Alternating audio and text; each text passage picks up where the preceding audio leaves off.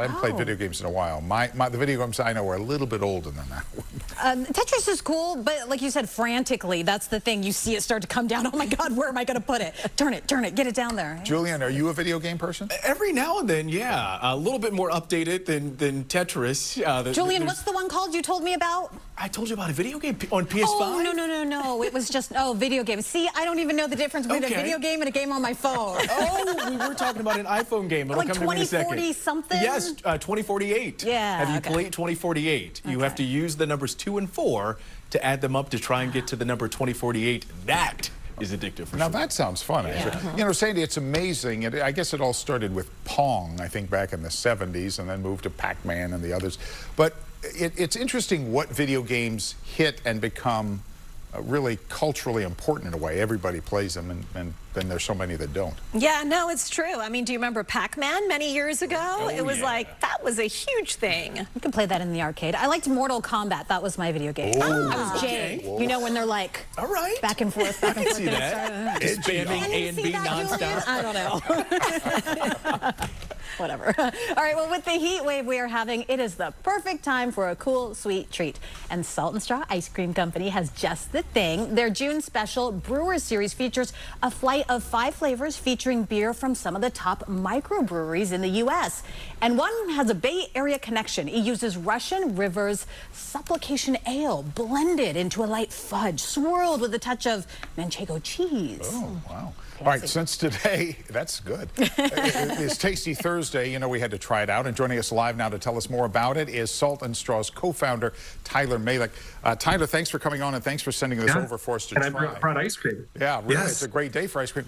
Let's start with what we're eating. How would you describe the flavors of this Russian River-inspired ice cream? And Am and I we're all going to taste it now. This is like, so I don't know if you've gotten to try this beer before in life, but like it is one of the most iconic beers. Like for us beer nerds, this is probably one of the coolest beers that you could ever get your hands on. And it's so rare. It takes over a year for him to make one batch of this beer. And so for those of us, especially in Northern California, this is a really, really cool opportunity. It's called Supplication. He ages this wild yeast strain, fermented beer on barrels, Pinot Noir barrels from one of his neighbors that makes wine. And he adds some cherries and some lactobacillus, some wild cultures, and lets that age for just over a year. And you get this really, really funky beer that we actually put into a chocolate fudge. So as you're eating that chocolate fudge, you're just getting this really intensity of kind of that wild strain, a nice tartness from the fermentation. It's one of the coolest ingredients we've ever got to work with at Salt and Straw. It's not overwhelming either. No. It's pretty good. And I have to say, I am not someone who drinks beer, so I thought, how's this going to taste? I like both of them. One even just, you can get a hint of the beer taste. It's not But too much. it's not too much. Yeah. It almost tastes like cookies and cream. Oh, good. Yeah. Every once in a while, we went like, a couple of them are really hoppy because, like, some of us are hop heads. But this one in particular with that Manchego cheese, like this is probably one of the most elegant ice creams we've ever been able to make. And I think just the way they play together with the cherries that he puts in the beer, we're actually folding back into the ice cream to kind of create this marbling effect. It's really, really romantic. Like I just want to sit by the beach and eat this ice cream. It's good. Tyler, when you co-founded Salt and Straw, what was the philosophy? You have a lot of ice cream companies, but what made you motivated to try this, and what makes it different? What did you go for? Yeah, I mean, these ice creams are kind of the perfect story. This is one of the first sets of ice creams we ever created in 2011 was with breweries, because the idea of making ice cream was always all about using ice cream as a platform to talk about the food industry around us and the amazing things that people are making. And so I love brewers. There's so much creativity that goes into beer making. And so we've been partnering with, just over 100 breweries in the past 13 years. This just so happens to be probably the most famous brewery we've ever gotten to work with at Russian River. Cool. I can't stop eating the ice cream. We usually just taste it. Right. We've scarfed this down. It's devouring Thursday. Are these flavors at all of the locations?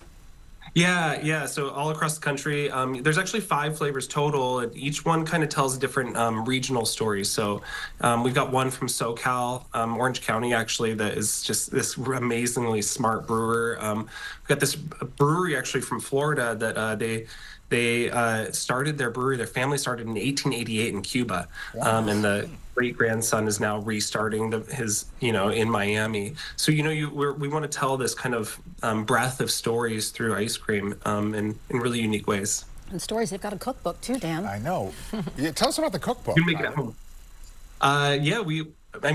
It's ice cream making. It's so easy. I love making ice cream. I love teaching people how to make ice cream. This is like my life passion for so many reasons. We start with just, the first recipe you'll see in there is a really simple ice cream base. And with that one base, you can make thousands and thousands and thousands of ice cream flavors. And so we'll So teach many you recipes. over the book how to combine and mix and match and use your own creativity. It's fantastic. I used to work when I was a kid in an ice cream store, and we made ice cream too. So I've had a passion for ice cream my whole life.